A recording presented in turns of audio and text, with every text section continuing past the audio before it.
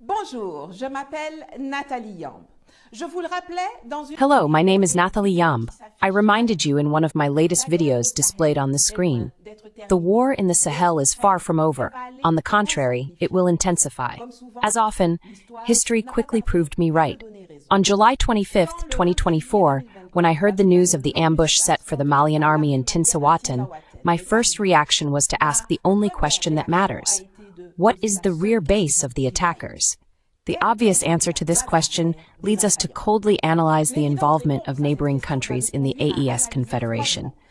We must also examine the means available to Mali, Niger, and Burkina Faso to protect themselves. It is about putting an end not only to attempts to transfer to African soil a war that NATO is losing in Ukraine, but also to stop the Western strategy of balkanizing Africa. Let's go. De balkanisation de l'Afrique. On y va.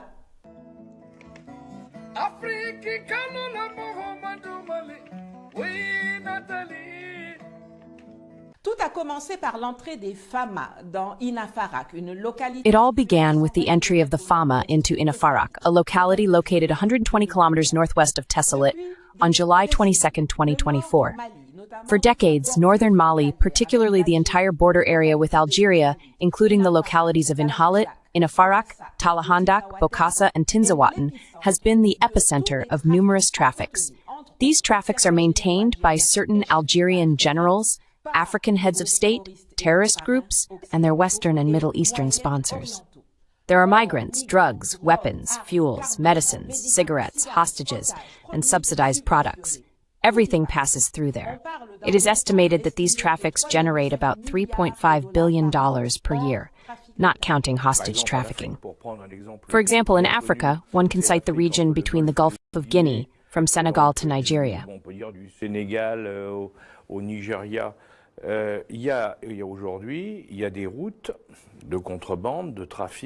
Today, there are smuggling and trafficking routes that cross the desert. They lead up to Morocco, Libya, Tunisia, and Algeria.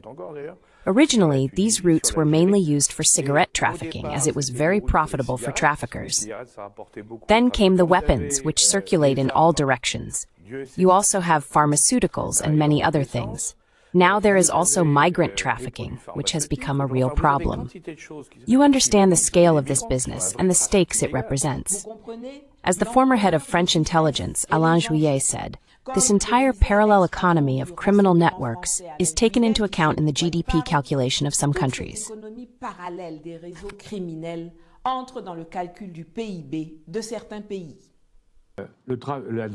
Drugs generate a considerable turnover in France, just like prostitution. These activities are under the control of mafias.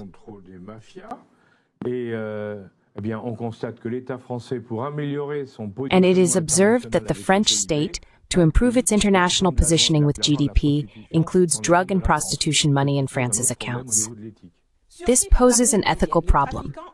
Surprised by the Malian army, traffickers of all kinds fled to regroup in Tinzawaten, another border locality that straddles two countries.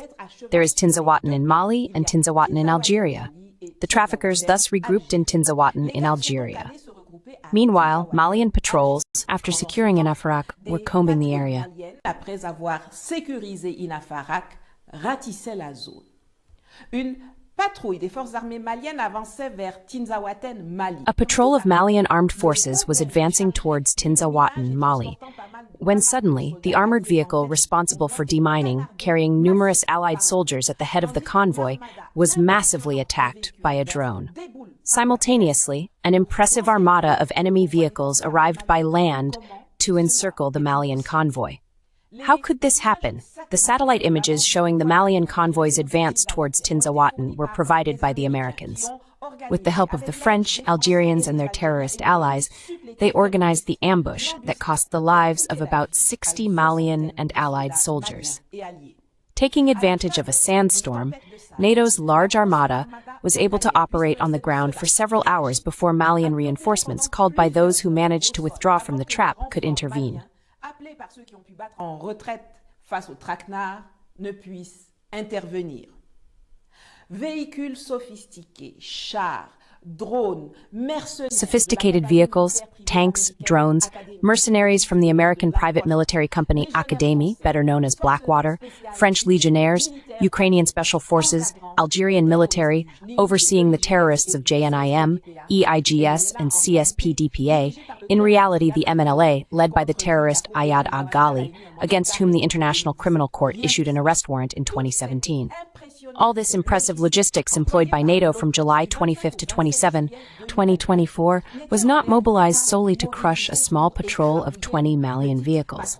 It was part of a large operation to reconquer Kidal and Tessalit.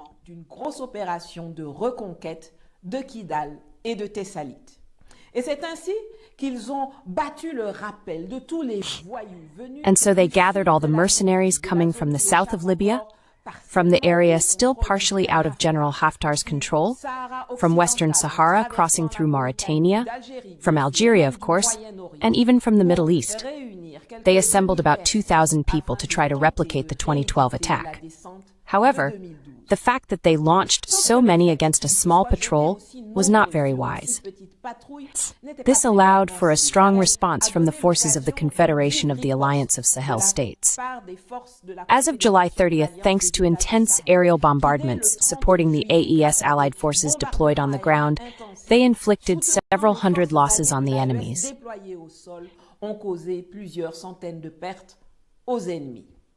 At the time I am recording this video, the Malian army, supported by the armies of Niger and Burkina Faso, as well as by General Haftar's forces and Russian forces, positioned respectively in the south and on the Mediterranean flank of Libya, has isolated and locked down the terrorists near Tinzawaten. Following the jubilation of Western media, as well as some Africans over the Malian and Allied losses suffered from July 25th to 27th, there have been false accusations about the elimination of civilians by the Malian army, followed by a notable silence in recent days.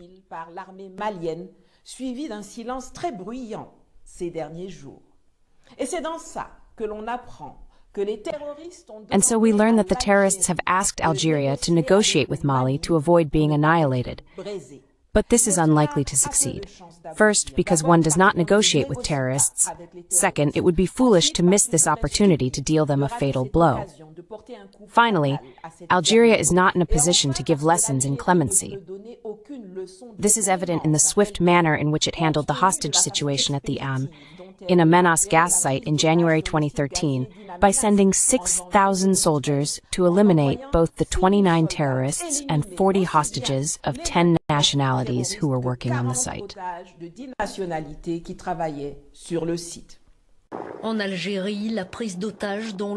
In Algeria, the hostage situation at the Hospit in Amenas gas complex ended in bloodshed. According to Algiers, the final assault was launched in the morning, and there are no survivors. The last 7 foreign hostages were killed, and the 11 captors were shot. According to the official Algerian news agency, the jihadists, having lost all hope of leaving the site, reportedly began executing some of the hostages, which triggered the intervention of special forces. A press conference is to be held, but there are no further details at the moment.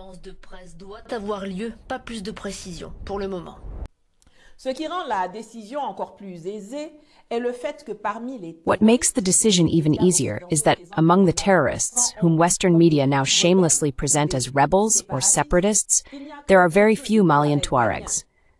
The latter have always largely opposed the division of Mali desired by the imperialists.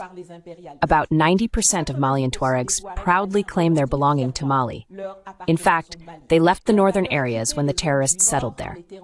This is why France and NATO had to recruit in Libya, Algeria, and even as far as the Middle East to form their group of attackers.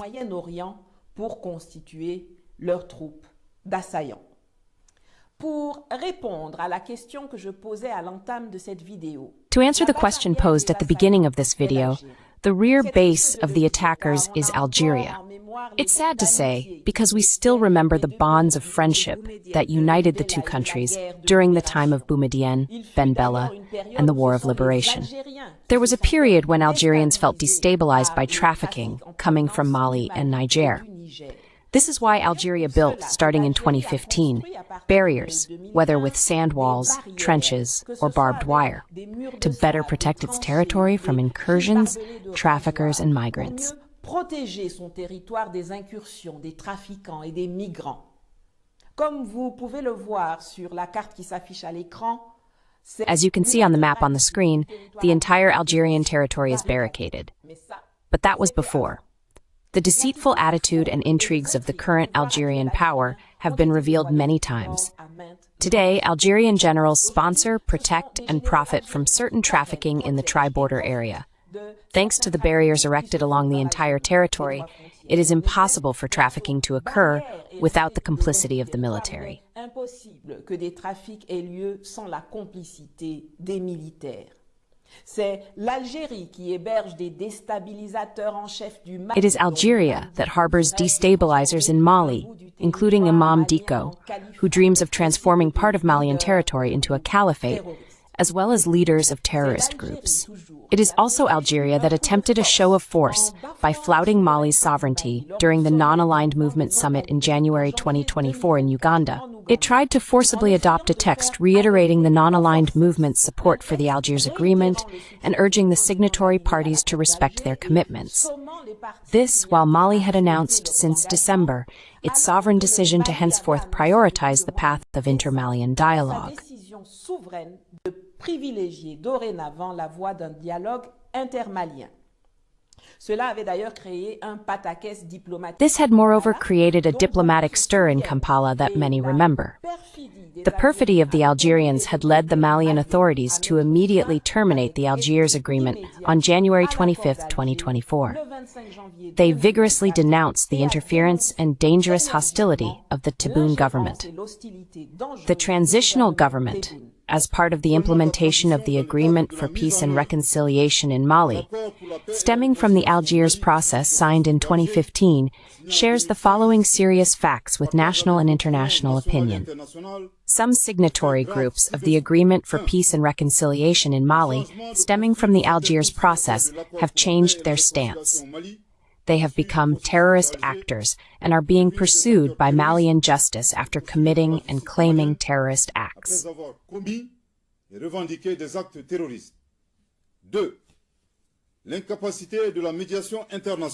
The inability of international mediation to enforce the obligations of the armed groups that are signatories is concerning.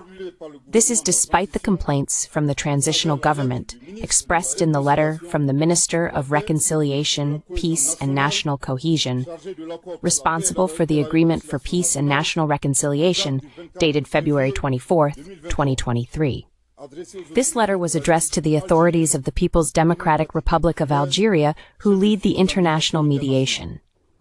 Acts of hostility and the instrumentalization of the agreement by the Algerian authorities, the leading country in international mediation, are also mentioned in Communiqué number 0064 of January 25, 2024, from the transitional government.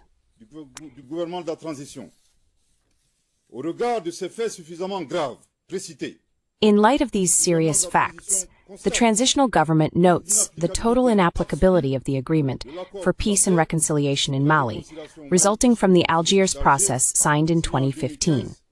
Consequently, it announces its termination with immediate effect.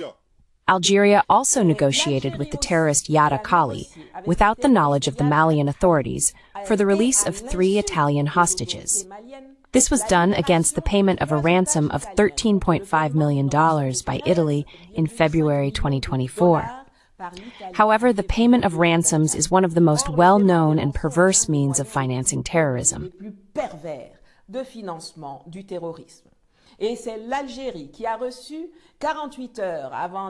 And it was Algeria that received, 48 hours before the Tinzawaten ambush, the AFRICOM commander, General Langlais.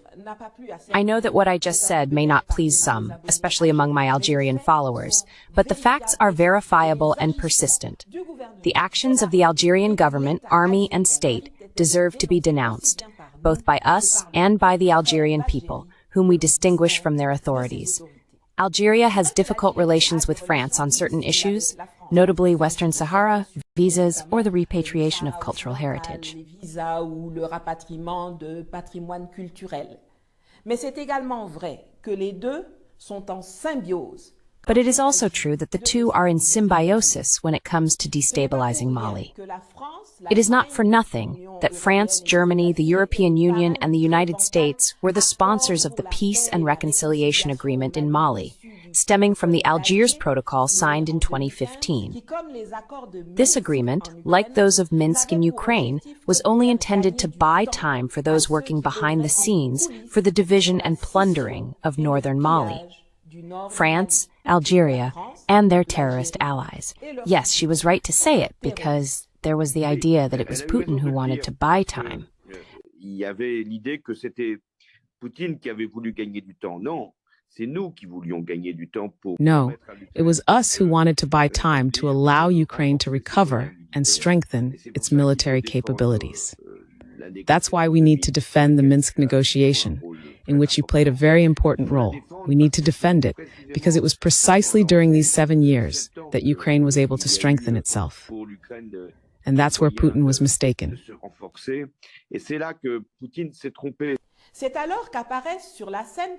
That's when, tada, the Ukrainians appear on the scene. It was the Ukrainian officials themselves who stood up to proudly announce to the whole world as early as July 29th that they had helped and trained the attackers. The authorities rely on an interview given by the spokesperson for Ukrainian military intelligence, Andriy Yusov, on his country's television. Andriy Yusov, à la télévision de son pays. The fact that the rebels received information enabling them to successfully carry out an operation against Russian war criminals has already been observed by the entire world.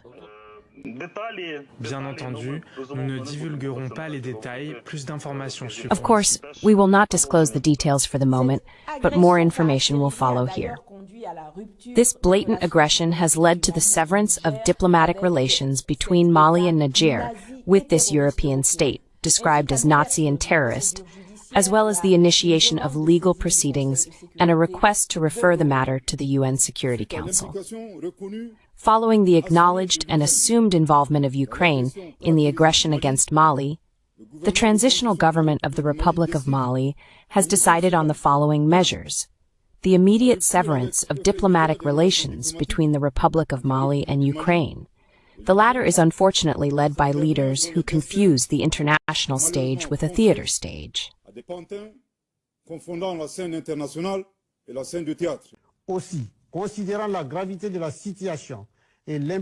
Also, considering the seriousness of the situation and the recognized involvement of Ukraine in the aggression against Mali, the government of the Republic of Niger, in solidarity with the government and people of Mali, decides in full sovereignty, in accordance with the 1961 Vienna Convention on Diplomatic Relations, on the following measures: the immediate severance of diplomatic relations between the Republic of Niger and Ukraine, and the referral to the United Nations Security Council to rule on the Ukrainian aggression and its American sponsors.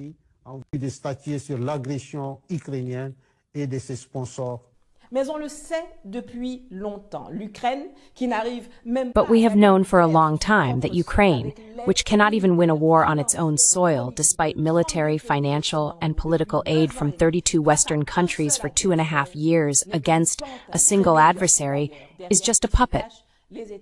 Behind it are the United States and NATO. We already saw this when the United States blew up the Nord Stream 1 and 2 pipelines, then absurdly attributed the responsibility for this act of war to Ukrainian special forces disguised as fishermen.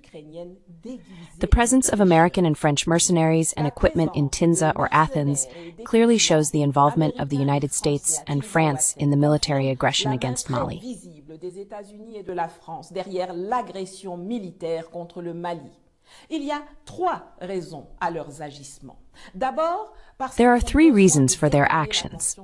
First, they need to divert attention from the defeat they are experiencing in Ukraine. Then, with a few weeks to go before the American presidential election, there are 2 possibilities. Either the return of Donald Trump, who has already announced that he would end American and NATO aid to Zelensky, or an internal crisis that could lead to a civil war in the United States. Therefore, they must act in the Sahel to gain negotiating power before sitting at the negotiating table.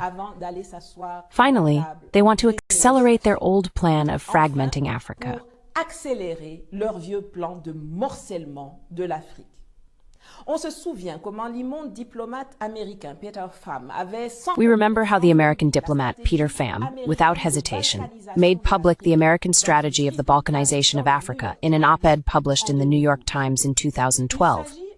This strategy aims to partition the Democratic Republic of the Congo as well as almost the entire Sahelian strip, which stretches from the Atlantic to the Red Sea.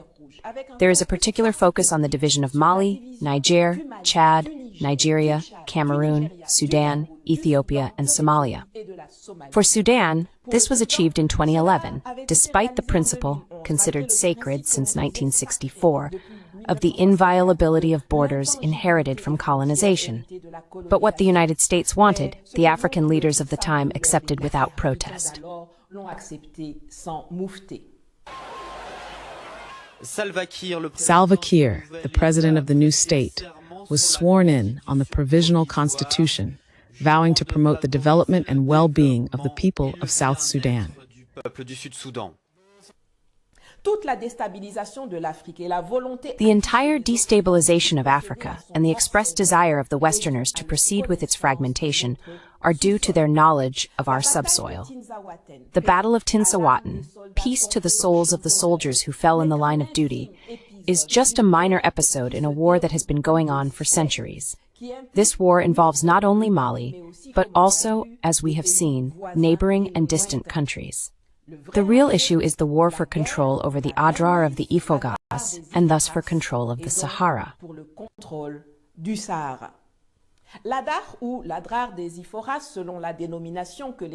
The Adrar des Ifoghas, according to the name given by the French colonizers, is a mountain range located in the northeast of Mali and the south of Algeria.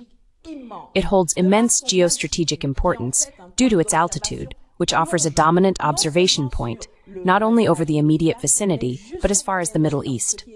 This explains why the Taoudeni military base is so coveted, both by the French army and the American army. The latter initially chose Taoudeni before moving to Agadez, from where it was eventually expelled on August 5, 2024. The Ifoghas massif is also valuable due to its climatic and territorial characteristics.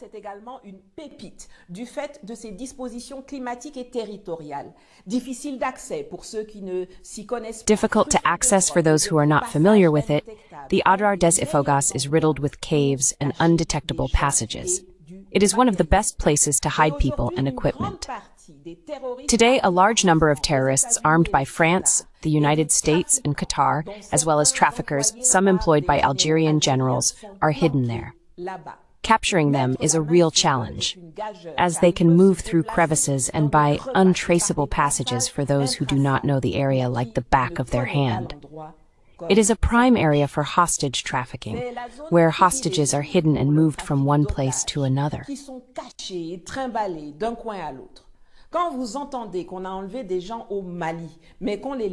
When you hear that people have been kidnapped in Mali but released in Niger or Algeria, it's through the Ifoghas that it happens. Beyond geography, it is the geology that makes the Adrar des Ifoghas an element of the highest geostrategic importance. This concerns not only Mali, but also all those who covet one of the richest places in the world, the Sahara. Yes, the Sahara. What has been presented to us as a worthless place, just a desert, a stretch of sand, is actually a mining, mineralogical, and hydrological treasure trove. This wealth can make this region the industrial lung of Africa, the engine of its progress, and the enrichment of its populations.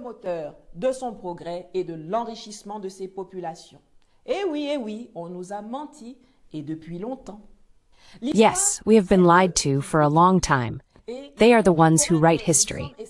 We, the contemporaries, try to deconstruct their lies.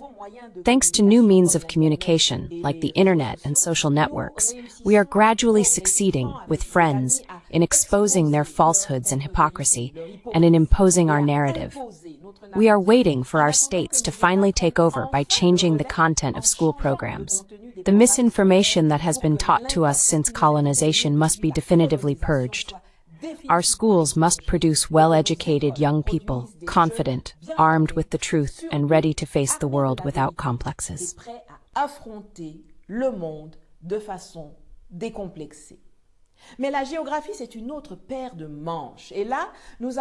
But geography is a different matter altogether. We still have a long way to go and a huge backlog to catch up on. First of all, because all our maps were made by the colonizer and are still with the colonizer. Then, because our universities produce many more historians than geographers. We are in the midst of the battle of history. But the battle of geography, we haven't really started yet. Yet this is the real issue behind the denunciation of the Berlin Conference. It's not just about being upset because foreigners carved up Africa like a steak. It's about understanding why. Why did they divide Africa in this way? Pourquoi ils se la sont partagés comme ils l'ont fait? Sur la base de quelles études, de quelles recherches, de quelles données? On the basis of which studies, which research, which data, which maps that they keep under lock and key to this day. The withholding of knowledge of what each of them has recovered is problematic. That is why, when I was invited by the State Duma in Moscow in March 2023, I told the Russians that if they were truly our friends, they would share their information with us. That is why I am now directly addressing the Russian friends in the room. Open your archives. Give us the evidence you hold of these actions. Now that you see their methods and are also suffering from them today, with the rewriting of history and Russia's contribution to the progress of the world and Western well-being, you understand, I am sure, our needs better than ever.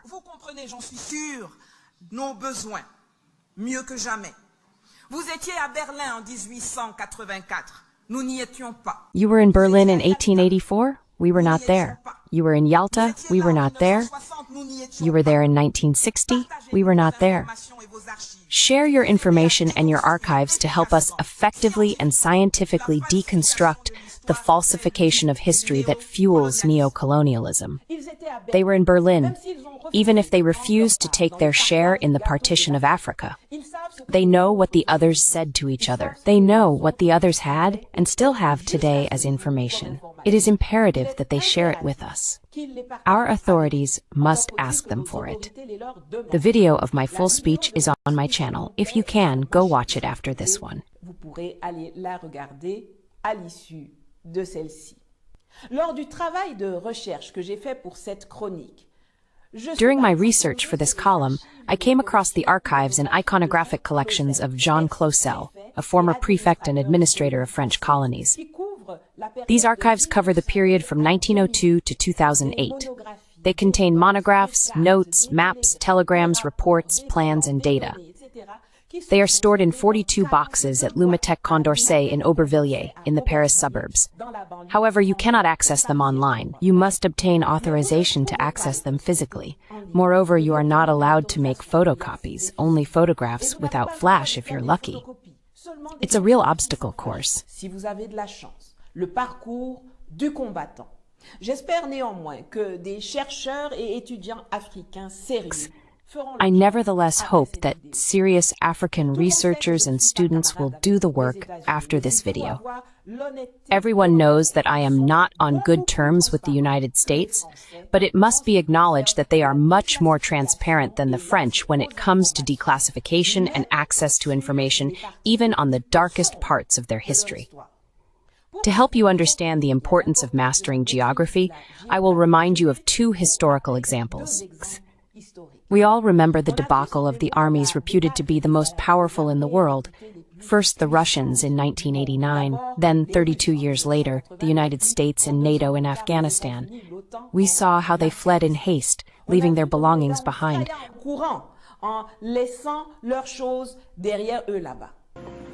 It's time for American troops to come home. It's time to end America's longest war. And it's time to end the forever war. avez vu la gueule des paysages et des montagnes afghanes? Have you seen the Afghan landscapes and mountains? It's impossible to win a war there if you're not local. Before that, there was the defeat of the French in Vietnam in 1954. Dien Bien Phu was a basin surrounded by hills.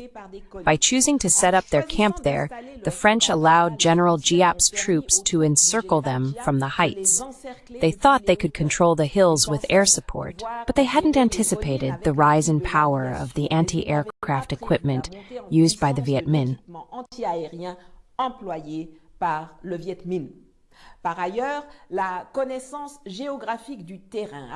Moreover, the geographical knowledge of the terrain allowed the Vietnamese to transport their weaponry along paths traced through the mountainous jungle. They were able to store these weapons in parts in caves undetectable by the French aviation. Due to the heavy rains that began to fall almost continuously from March 27, 1954, the French Air Force could no longer carry out resupply, troop rotation, or evacuation of the wounded. The lack of understanding of the geography and climate played a central role in the French defeat at Dien Bien Phu.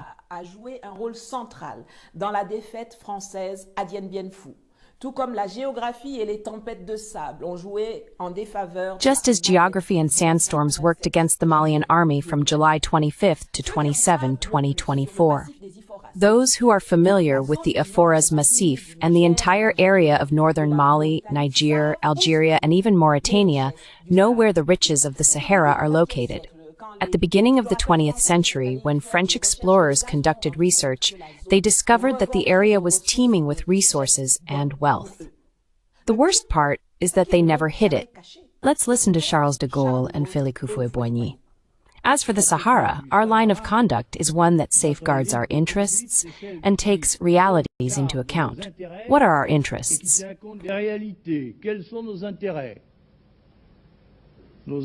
Our interests are the free exploitation of the oil and gas we have discovered, or that we might discover. It is the layout of the airfield and the right of passage for our communications with Black Africa.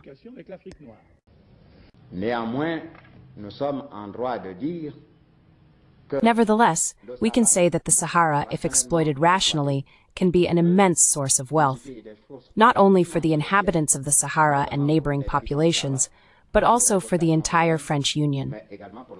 What is most important to remember is the significance of oil, a crucial energy source for the political independence of France and, by extension, the entire Franco-African community.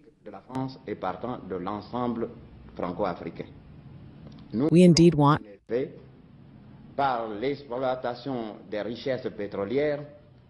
By exploiting oil resources, we want to restore energy independence to France and the entire French Union from foreign countries. This is a very important factor to consider when thinking about the development of the Saharan regions.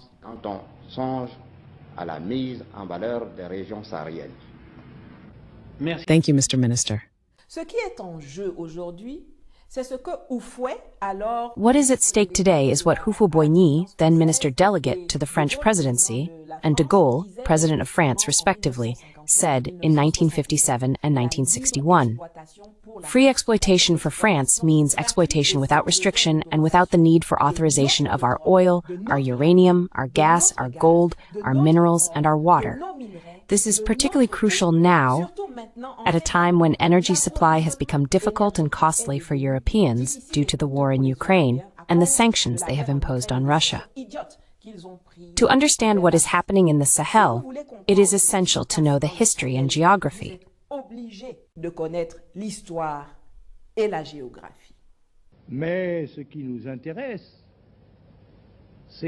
But what interests us is that these agreements, if they are to happen, result in an association that safeguards our interests. If neither safeguarding nor association is possible on the Algerian side, well, we will have to do something special with all these stones and all this sand.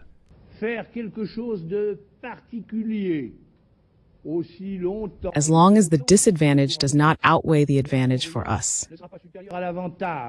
De Gaulle nous dit sereinement que si la France peut s'entendre avec De Gaulle calmly tells us that if France can come to an agreement with the Algerians to continue exploiting the Sahara, so much the better. But if no agreement is reached, then they will leave northern Algeria to the Algerians and create their own entity in the south, in the Sahara, by accentuating ethnic divisions to their advantage, according to the old motto, divide and rule. The French quickly understood that they could not settle in the region as they did on the coasts or in the forests. In addition to the hostile geography with its vast desert expanses where it is easy to get lost, the climate was a major obstacle to their settlement. Le climat était un frein majeur à leur implantation. Quel blanc, quel ressortissant de pays. Which white person, which citizen of a snowy country or someone from the forests will endure the 50 degrees and more without shade in the Sahara over time?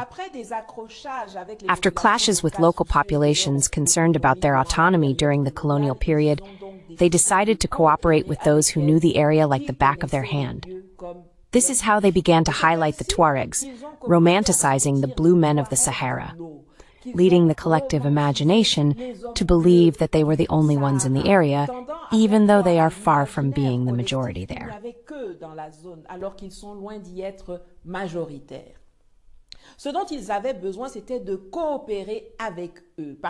What they needed was to cooperate with them because they could not replace them.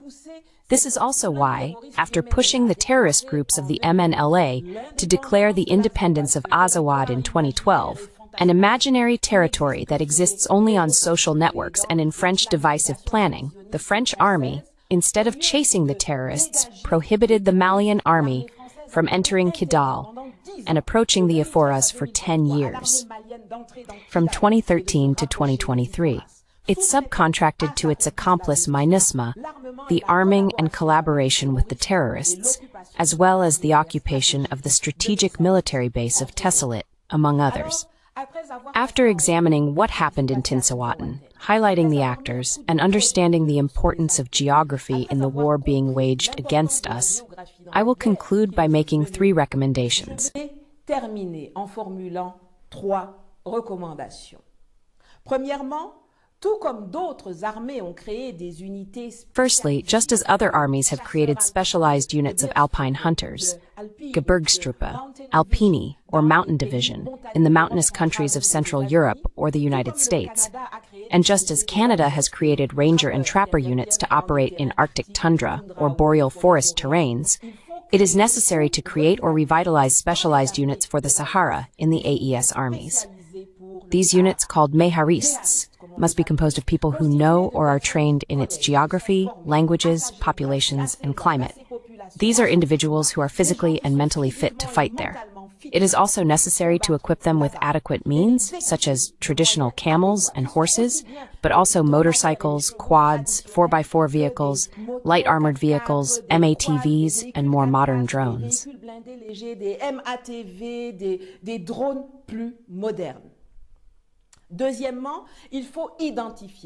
Secondly, it is necessary to identify among African researchers those who have conducted serious academic work on the Ifoghas region. Whether in sociology, geography, meteorology, politics, geology, it doesn't matter. Everything is valuable. It is essential to create a school of the Ifoghas, and more broadly, a school or an academy of the Sahara within a university of the Confederation to establish our scientific maps of the area. Scientifique de la zone. Nous disposons aujourd'hui de moyens techniques avec les drones. Today, we have technical means, such as drones and satellites, that allow us to accomplish this much more quickly and easily than in the time of the English explorers in 1767. At that time, the British Crown decided to launch the mapping of India by creating the Survey of India, the oldest institute in the world in this field. Thirdly, it is necessary to erect barriers, barricades, sand walls, and trenches along the borders of Mali, Niger, and Burkina Faso. Checkpoints should be installed every 2 kilometers, similar to what Morocco and Algeria have done in their own countries.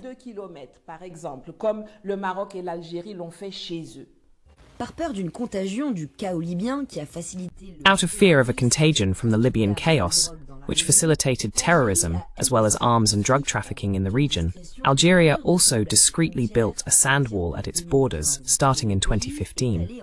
The country went even further by extending this wall to the borders with Niger, Mali, and Mauritania. Trenches were dug to prevent the passage of vehicles, and tracks connect the sand embankment to military bases. Seen from the sky, it is difficult to distinguish this barrier that blends into the landscape, yet it is very much present. By 2021, almost all of Algeria's land borders were closed. In the name of national security, the vast Sahara has become a compartmentalized space where it is increasingly difficult to move freely. J'ai vu dernièrement le Burkina Faso réceptionner des excavatrices. I recently saw Burkina Faso receiving excavators. Perhaps some can be used for this, or new orders need to be placed. Of course, this requires money, financial, material, and human resources, but providing them is imperative for survival, defense, and stability. The rise to power of the sovereignists, Assimi Goïta in Mali, Ibrahim Traoré in Burkina Faso, and Abdourahmane Tiani in Niger has greatly disrupted the plans of imperialists and the sometimes completely illicit activities of foreign, state, and private actors, such as gold miners or the French group Total, as well as Sonatrach in the Taoudeni basin, which spans 3 countries but whose largest oil reserve is in Mali. Sur 3 pays, mais dont la plus grande réserve pétrolière se trouve au Mali. Mais elle n'a pas encore mis fin à leurs appétits prédateurs. But this has not yet put an end to their predatory appetites. Instead of negotiating and buying our goods on our terms, they prefer to steal and seize them, even if it means continuing to spill the blood of millions of Africans. This is in line with the doctrine that de Gaulle mentioned earlier, which applies as much to Algeria as to all the countries in the region. Either you accept that French interests are superior to African interests, or they create situations to continue serving themselves. And this will continue as long as, for France, the disadvantage is not greater than the advantage. L'inconvénient ne sera pas supérieur à l'avantage. Et cette phrase explique pourquoi, malgré les 2... And this sentence explains why, despite the 2 million euros per day that the Serval and then Barkhane operation cost French taxpayers for 10 years, and despite the 58 French legionnaires and mercenaries who died, France refused to leave the Sahel until they were ejected. By staying, they gained more than the 2 million euros per day, more than the lives of a few soldiers. That is why all French military officers repeat that they will return to militarily colonize Africa. Qu'ils reviendront coloniser militairement l'Afrique. Et je pense que de toute façon, nous aurons à nous reposer la question. And I think that in any case, we will have to ask ourselves the question again. We cannot imagine having at our doorstep an entire continent sinking into the destruction of government apparatuses and states. This continent is sinking into a form of chaos and civil war in many countries. Moreover, more and more countries are facing difficulties related to climate changes, which are even more dramatic for vulnerable populations like African populations.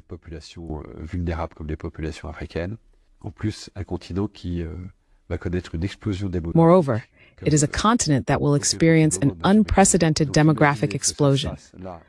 Imagine this happening in the next 10 to 20 years. To think that this will have no consequences on Europe is simply naive. We live in a sort of protected bubble, but protected by what exactly? I believe this common interest should one day push Europe to act as a political entity. It will have to defend its interests, including by deploying its armies. Y compris par le moyen de l'engagement de ses armées. Donc, il y a eu d'abord l'arrivée de cette milice Wagner en... First, there was the arrival of the Wagner militia, which started in the Central African Republic, then moved to Mali, and then to Niger. This led to the departure of the French army, a painful departure, but perhaps not irreversible. In any case, we are no longer there, and it was an important step to take. Since the end of 2023, we have left this country where we had intervened at the request of the local authorities. The Sahara War is not over. Far from it. We may sometimes lose battles, but we will win this war. If we remain mobilized and united behind our valiant leaders, officers, soldiers, and governments, and if we remain impervious to Western propaganda and disinformation. à la propagande et à la désinformation occidentale. Les prochaines semaines, les prochains mois seront rudes, mais au bout de The coming weeks and months will be difficult.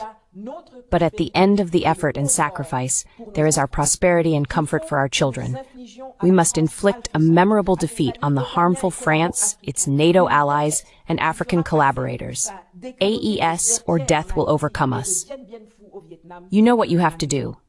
Give a thumbs up, share the link to this video with your contacts, and on your social networks, comment to counter the YouTube algorithm and Facebook censorship that seek to make us invisible. Contribute if you can to the funds whose links appear on the screen, or by clicking the thank you button just below this video on YouTube to allow me to continue creating educational content like this. See you soon. À bientôt.